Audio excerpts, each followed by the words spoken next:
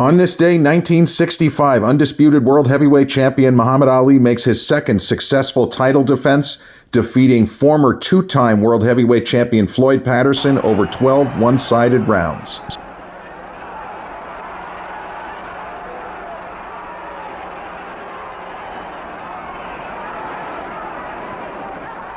champion continues to talk to the challenger, continues to be on target and on time.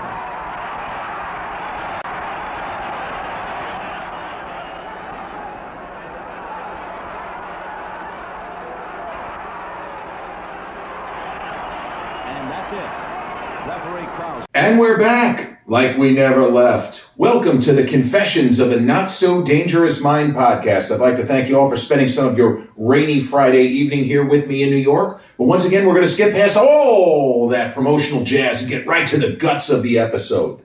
Another boxing-themed episode, another Muhammad Ali kind of anniversary of a famous fight episode. On this day, 1965, so damn, 59 years ago, November 22nd, 1965, Muhammad Ali made the second successful title defense of his first and most famous title run because he was in his prime, defeating the two-time former world heavyweight champion Floyd Patterson. Now, Ali had won the title in February of 1964 against the Big Ugly Bear, the feared Mike Tyson of his day, Sonny Liston, who had just been crushing everybody, and he was supposed to beat Cassius Clay, even though Cassius Clay was what? He was an Olympic champion, an Olympic gold medalist. You know who else was an Olympic gold medalist? Floyd Patterson. Floyd Patterson won the middleweight gold medal at the 1952 Olympics, KOing his opponent in a gold medal match. I think the fighter was Austrian. But KOing him in the first round. He stopped the guy in the first round of a gold medal match. And that's pretty fucking impressive. So from a broader perspective, anybody who says that amateur boxing and boxing in the Olympics is completely different from professional boxing, they're right. It's 3-round fights. It's not in the same ballpark. But do we really think it's a coincidence? 1952, Floyd Patterson, future two-time world heavyweight champion, wins the gold medal at the Olympics. 1960, Cassius Marcellus Clay Jr. from Louisville, Kentucky, shows up, big mouth, he's cute, he's funny, runs around the ring. He wins the light heavyweight gold medal. Young Cassius still had a lot of muscle to put on without weight training. He needed to fill out. He competed at 178 in those Olympics. 178 in the 1960 Olympics of Rome. You know who won the heavyweight gold medal in 1964? Smokin' Joe Frazier. The Olympics of Tokyo just crushed everybody. I mean, none of the fights were really even competitive. You know who won the heavyweight Olympic gold medal in the 1968 Mexico City Olympics? The grill master himself, also two-time world heavyweight champion, Big George Foreman. So anybody who says it's different, they're right. But it is not an accident that the finest amateur boxers, that's 4 of about 6 world heavyweight champions that won the Olympic gold medal. It's not an accident. It's not a coincidence. It's a great piece of history. So Cassius Clay defeats Sonny Liston, changes his name, changes his religion. He embraces the Nation of Islam. He kind of cozies up to Elijah Muhammad. That really was not a great idea. And I don't mean politically. I mean, it wasn't a great idea because Elijah Muhammad's son Herbert stole millions of dollars from the young champ and then into the 70s because Herbert Muhammad was, unfortunately, Muhammad Ali's primary manager. And you think that Don King was crooked? Herbert Muhammad, there was some real dastardly doings. People used to wonder near the end of Ali's career, the guy made like 50 or 60 million in purses. He didn't appear to spend lavishly. Where did his money go? He made more money in retirement. When he passed, his estate was worth a couple of $100 million. But he was massively taken advantage of. But sorry, I digress. It's beside the point. He won the title from Sonny in 64. He embraced the Nation of Islam. He became a very polarizing figure even before the Vietnam era and all of that, which is a story for another day, obviously. But by changing his name, by renouncing Christianity in the way that he did, a lot of people kind of turned against him because he was not despised. A lot of people, they didn't think he was going to beat Sonny Liston, but there were a lot of people rooting for him because Sonny Liston was not well liked. When Mike Tyson said, "Sonny made me look like a Boy Scout," he wasn't exaggerating by much. The thing with Iron Mike is, despite his legal issues and the sense of danger that surrounded him, the sense of lawlessness before he ever actually got in trouble with the law, Mike was not an unpopular fighter. He was not unpopular by the public. Yeah, there were people who didn't like him, but he was not Sonny Liston. People rooted for Mike. They wanted to see something they hadn't seen before, like beating Michael Spinks. If that's Sonny Liston and Floyd Patterson, the crowd is overwhelmingly pulling for Floyd, as they were hoping that Floyd would beat this ex-convict Sonny Liston. Unfortunately, Floyd could have fought Sonny 1,000 times. I'm not sure he ever beats him. But the return fight with Sonny Liston, that's the famous Phantom Punch fight. So if the first fight people thought was a little bit weird, that Sonny was throwing, he didn't hit anything but air, and the kid didn't seem to be doing that much, opened up a cut, swelled up Sonny's other eye. Then there was that business with the young Cassius Clay getting blinded because some crap on Liston's glove got into his eyes. And then a round later, he's beating the hell out of Sonny, and Sonny quits on his stool. So there were a lot of people that were like, something was fishy with that fight. And then the return fight, well, people were saying even more it was fishy because Sonny got hit by a punch that it didn't look like a loaded punch. It looked like almost a little bit of a karate chop, spins his head around, and 25 seconds later, Sonny's getting up, and Jersey Joe Walcott completely lost control of the ring. So there was suspicion in the first two championship fights that Cassius Clay and then Muhammad Ali was involved in. The first fight with Sonny was so suspicious that Sonny was actually installed as a favorite in the rematch, and then it ended 1 minute and 42 seconds into the first round. When Jersey Joe Walcott almost literally, and he was a former champion himself, he's almost chasing Ali around the ring, trying to get him to go to a neutral corner. This video is hilarious. So when the former two-time champion, who was still a vital, a live underdog to really anybody except for Liston, and nobody was going to want to see Sonny beat him again, there were a lot of people that still weren't sold that now Muhammad Ali, this guy's got the goods. This might be the best heavyweight we've ever seen. We got to let him have a number of more fights. Will he dominate the current crop of top contenders the way he seemed to dominate Sonny Liston in the first fight? And Sonny was way off in the second fight. If anything, Ali looked better in that fight than he did in 64. He was bigger. He appeared to be even fitter.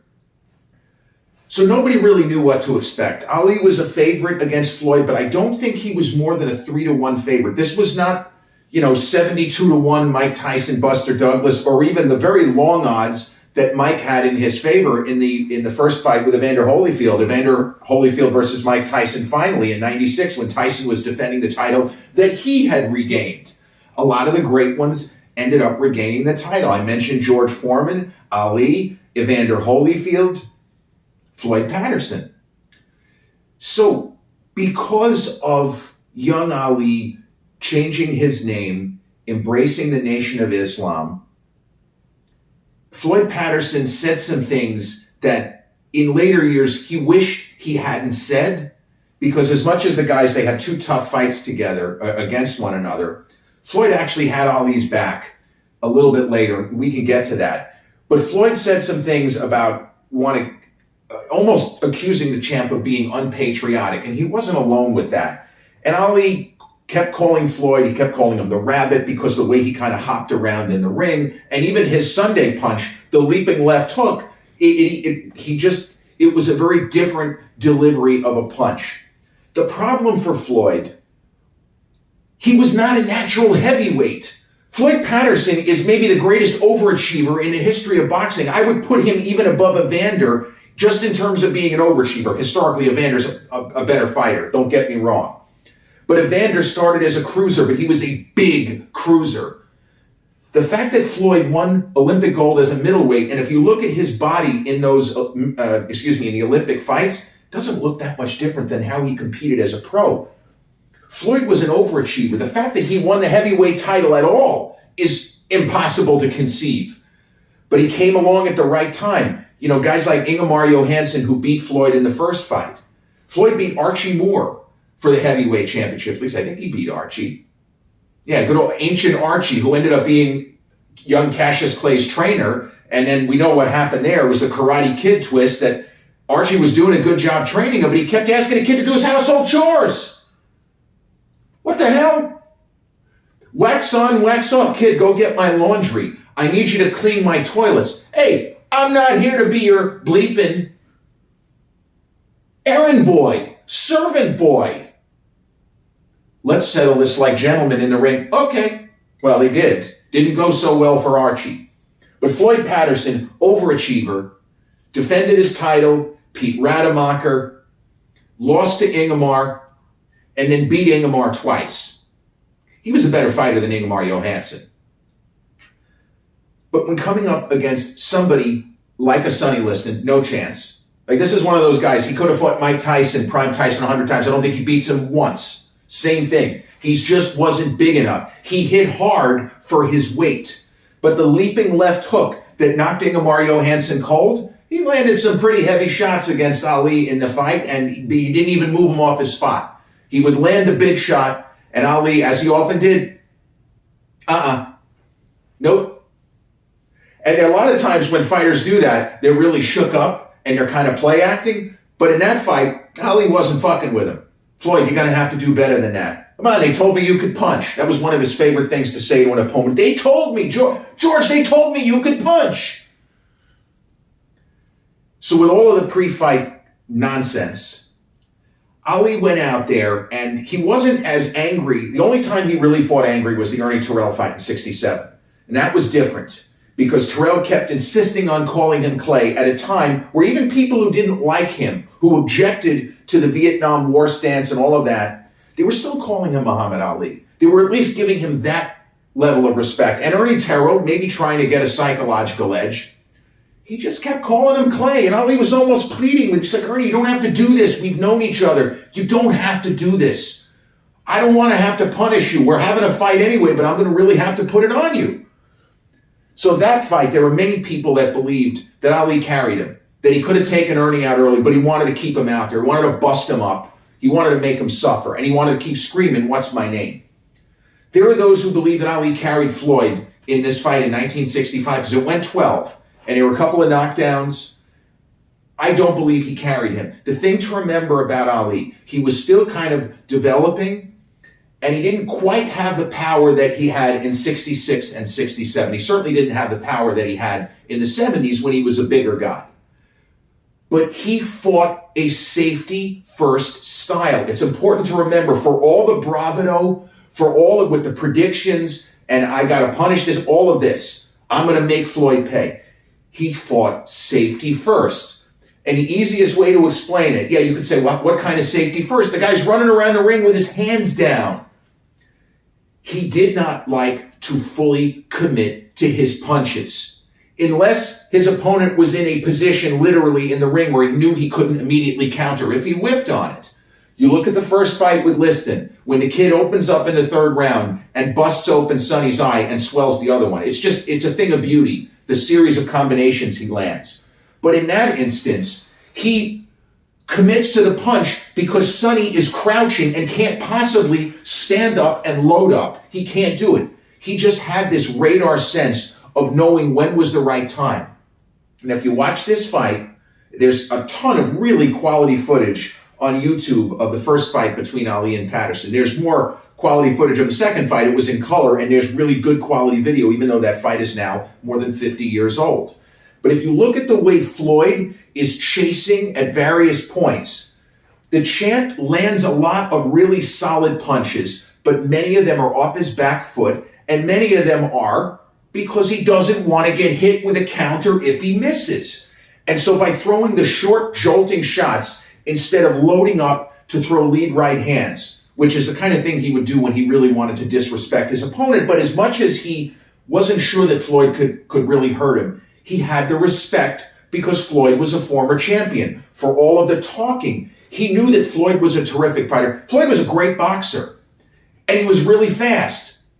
He wasn't as good a boxer as Ali, and he wasn't nearly as fast. That's why, from a matchup perspective, this was a nightmare for him. Floyd was a guy who took a lot of knockdowns. Usually he'd pop back up. The Johansson fight, he was down 6, 7, 8 times, but most of those knockdowns were not heavy knockdowns. So in this particular fight, I think the champ wins all 12 rounds. And Floyd swung and missed at a certain point, and he definitely injured his back.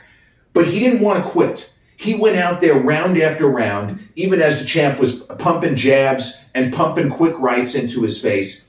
And Floyd was very unusual in the philosophical way that he sometimes spoke. He didn't look like a guy who would be a philosophical sort of boxer, a kind of Mensa type of Socrates in the ring. But Floyd talked about when he was going to lose a fight, and he said he knew he was going to lose this fight. He just early on, even before he hurt his back, he said, I couldn't hit the guy. He's making fun of me. He's running around the ring, and I'm loading up. I'm getting angry, and I hurt my back because I missed. He said, but I didn't want to lose the way I ended up losing. I didn't want to lose where he's just pecking and poking. And a couple of commentators mentioned this. One commentator said this was a wondrous display of cruelty by the champ. It was like he was plucking off the wings of a butterfly. It was just pecking, poking, pecking, poking, pecking, poking, but never taking any unnecessary risks. So Floyd said, he got me with a couple of good shots. One of the knockdowns, I was pretty shook. But I knew that I was well enough, I was going to get up. And he didn't want to lose the fight, like go down, 3 knockdown rule, but I could just keep getting up. I didn't want to lose like that. I wanted him to square me up. I wanted it to be a real knockout. And I've never heard of a fighter talk like that. But Floyd said, I wanted to go out on my shield. I wanted to go out on a really strong punch. And when the ref finally stopped the fight in the 12th, I was like, no, I don't want to lose like this. It's unusual because a lot of fighters would rather, I would say almost every fighter would rather lose that way. But I guess he felt that the listed fights, he just didn't have a chance. And if he was going to go out, he wanted to go out in his way like a warrior. I've been beaten and the ref counted over me and that was it. That was the end of my night. But his back was killing him. He was still trying to fight back. But the champ, he landed about an 8-punch combination. The ref had to jump in there. He had to save him. And after the fight, as usual, even with all the talk, Ali was very gracious. I think age might have caught up to Floyd. He took a lot of punches. Champ, did you carry him? No, I did not. I did not carry him. I think it was a good stoppage. But don't let anybody say I did not let him coast into the... No, I was trying to take him out. Floyd takes a good shot, and I was fighting carefully. We're not out here to get our head taken off. Did not carry. So I think he was telling the truth. In the Terrell fight, I don't know if he actually said, I didn't carry Ernie. I don't know. But Ernie Terrell was a big dude who took a hell of a shot. But after the fight, with all of the negative stuff that had been said, Floyd kind of regretted. But Floyd, ever the philosopher, he talked about something that he understood. And this was in the 70s after he had retired. He said, I got something about him that most of my contemporaries, either they refused to acknowledge or it made them angry to even contemplate. Because when you get into this barbaric sport, you're thinking maybe you'll make some money. If you're lucky, if you're good enough, you might become a top contender or any kind of a contender. And if you manage to make it to the top of the mountain, you'll be remembered. You'll be remembered in the sporting world. You'll be remembered as far as these things go, a gladiator with gloves on. What Joe Frazier and some of the other guys who came up against Ali didn't understand. Joe was a great fighter. As Floyd said, I was a great fighter. But Ali was history. He was living history. He was doing this all in real time, the good, the bad, and the ugly of his life. From the time he won the title, changed his name, through his exile period into the middle 70s. That 10-year stretch, this man was living history. And this is why, not speaking as Floyd, why they say it's impossible to do a biographical film and do justice to the full story of Ali. The Michael Mann film with Will Smith comes close. It's at least an attempt. It's an attempt. It's about 10 years of his life. And then you kind of fill in the gaps of the before and after those 10 years. But the problem is so many things happened in every single year from 1964 through 1975. You could do whole movies on each year. That's how much happened. That is how much he was history being lived in real time and experienced by people who followed his career. So Floyd, despite the things that he had said before the fight in 65, when the still young champion ran afoul of the establishment, and there was the issue with his Vietnam, the draft status being reclassified, and people were starting to beat the drums, call him unpatriotic, get this kid out of here, he sucks, he's not, he doesn't like America, all of these kinds of things. Floyd Patterson actually wrote, and it was a front page, it was a cover story for Esquire magazine in defense of the champ. And it was the sort of thing you didn't necessarily expect from Floyd. You would have maybe felt that he was still sore of the fact he got beat by Sonny twice, and a young champ kicked the crap out of him in 65. You'd think he would have been sore about it and said, you know what, let the kid rot, let him deal with this on his own. But there was something in Floyd, maybe fellow Olympic champion, who knows? He came to his defense. And he gave the usual type of counter where he said, I may not agree with what he's saying, but he's earned the right to say it. And I believe he's sincere. He's not putting on an act with the statements that he's made. He's putting his money where his mouth is. He understands there are significant risks to taking these positions. He might end up going to prison. Don't let anybody say he's not for real. He's not serious. And also, he's a hell of a fighter. He's a hell of a fighter.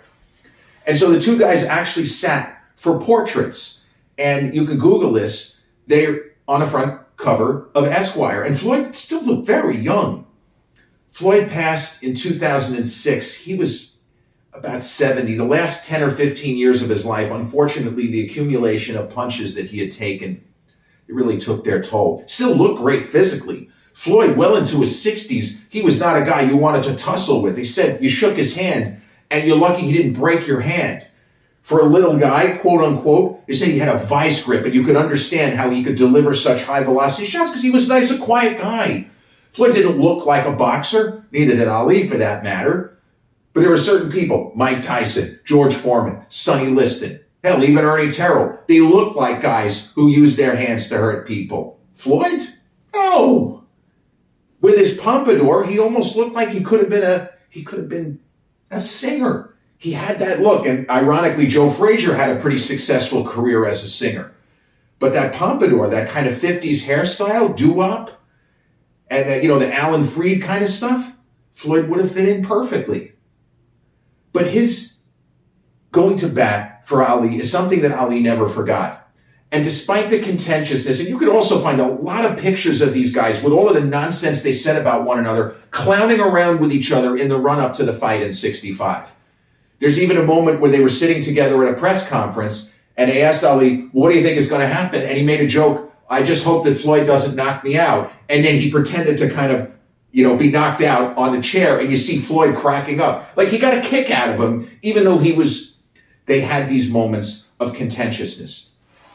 But in later years, they always greeted one another as friends. And this is something that you saw with a lot of former Ali opponents. George Chuvalo, they had two tough fights. And Henry Cooper, who almost knocked the kid out of the ring, 21-year-old Cassius Clay at Wembley Stadium in 63.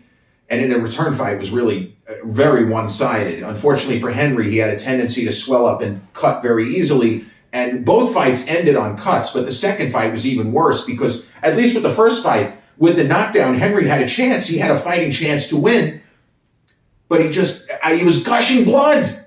It wasn't just any old cut. It looked like the cut that stopped the Vitaly Klitschko-Lennox Lewis fight way back when. But the guys always greeted one another as friends.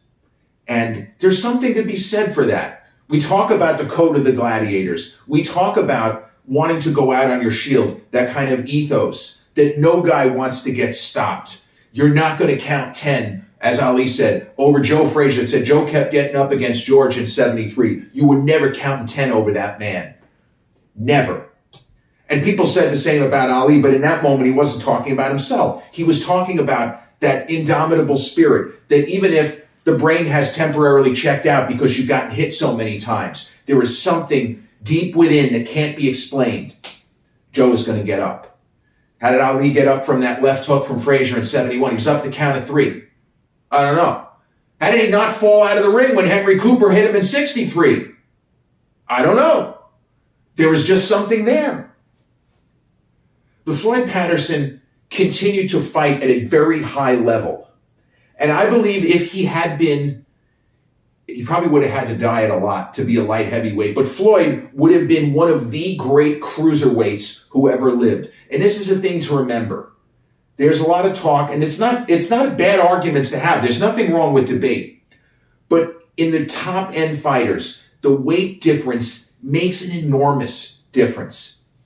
And for example, at middleweight, Roy Jones Jr., he took a lot of heavy shots. I shouldn't say a lot. There were certain times where he got squared up when he was a middleweight. He pretty much ate those punches and they barely registered on him. When he moved up in weight, it was different. And then you get a little bit older. But Floyd Patterson, his best weight was probably 190. That's very undersized for a heavyweight. I mean, can you imagine Floyd in there against Lennox? It wouldn't be fair. He's just too much. It's just too much. You're talking about 50 pounds bigger. So Floyd could have taken shots from the Bob Fosters of the world. I think Floyd beats Bob Foster because he's bigger. And those left hooks that almost killed Dick Tiger and almost killed Mike Quarry, those same shots, Joe Frazier walked right through them. Yeah, Bob, come on, Bob, I love this. And he opened up a cut on Ali, but Ali kept saying, come on, George, come on. They told me you could punch, Bob, come on. Floyd Patterson was maybe not one of the 10 greatest heavyweights who ever lived, despite the fact that he regained the title. And he had a very long near prime. He was still close to his prime in the late 60s and into the early 70s when he beat Oscar Bonavena. That was a hotly contested fight. And George Chuvalo, that was like a heavyweight eliminator. Floyd was great, a great fighter, just not big enough to handle the guys 210 and above.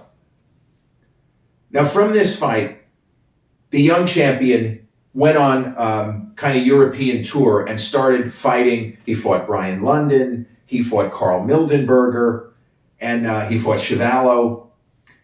And he didn't really have any difficult title defenses. Ali defended the heavyweight crown 9 times up to and going through the Zora Foley fight, which was his last before exile. And he didn't lose very many rounds in those 9 fights. Maybe you can give Carl Mildenberger a round. See, the problem with the Mildenberger fight is that there's a round where Carl lands a couple of vicious hooks to the body. Gets knocked down in the same round. That's the problem. So he probably wins the round without the knockdowns. But I think there may be one round that you could have scored. Although doing the fight by commentary, Joe Louis at the end of the fight said, how did you have it scored at the time of the stoppage? And Louis said, no, I think the champ won every round. So he didn't really have that many difficult fights. But I would say the Mildenberger fight from the first defense against Sonny Liston in Lewiston, Maine, May 25, 1965. That's the fight with the famous picture of Ali screaming at Liston, no one will believe this, because even he didn't think he hit the guy hard enough to knock him unconscious or knock him to where he's not moving for 20 seconds. But he had 9 pretty easy title defenses, was barely challenged, except in the Mildenberger fight. And maybe if Floyd hadn't hurt his back, he would have put up more resistance. Who knows? But it's just, if you're not as fast as a guy and not as powerful as a guy who already outweighs you by more than 30 pounds, you're not winning. It's impossible to imagine Floyd ever defeating Muhammad Ali. I feel like as early as 1962, the Cassius Clay that beat Archie Moore in November of 62, I think he beats Floyd. 20 years old and all, still a little wet behind the ears. I think that kid that took Archie Moore apart, I think he beats Floyd. Like in the alternate version of The Matrix where there's no Sonny Liston and somebody talks Floyd Patterson into giving young Cassius Clay a title shot in January of 63, I think the kid boxes the brakes off him. I don't think it's a competitive fight. I just don't think there's any version of Floyd that beats Ali after 1961. I just don't. The matchup is all wrong. But that's the whole thing with boxing. Styles make fights. George Foreman goes out there in 73 and crushes Joe Frazier, and in early 74 crushes Kenny Norton, the two guys that gave Ali the most trouble. Goes out there against, as he calls it, Mohammed. I went out there against Mohammed. I expected to win. I thought maybe 2-3 rounds. And suddenly we're in the 5th, 6th round. He's still telling me I can't punch, and I'm huffing and puffing. And before I know it, I've lost my title. Styles make fights. And if you have two terrific boxers, the better, bigger guy is going to win. That's just the nature of the sport. Brutal though it may be. There is some mathematics that you can use and you can apply. Not 100%. But you could say, this is a pretty tall task. And on this day, 1965, it was too tall of a task, even for the great two-time world heavyweight champion, Floyd Patterson. 59 years ago today, Muhammad Ali's second successful title defense in his first reign as world heavyweight champion, stopping Floyd Patterson in Las Vegas, Nevada. This has been episode number 364 of the Confessions of a Not So Dangerous Mind podcast. I'd like to thank you all for spending some of your rainy Friday evening here with me in New York. If you check out this episode on the YouTube channel, haven't done so already, please click like, subscribe, comment, share, turn on those notifications. Or if you catch this episode on the audio platforms such as Podbean, Spotify, iTunes, or the others in which we're hosted, same general rule applies. Click like, subscribe, share, and turn on those notifications. I'll be back with a new episode real soon. Till then, peace.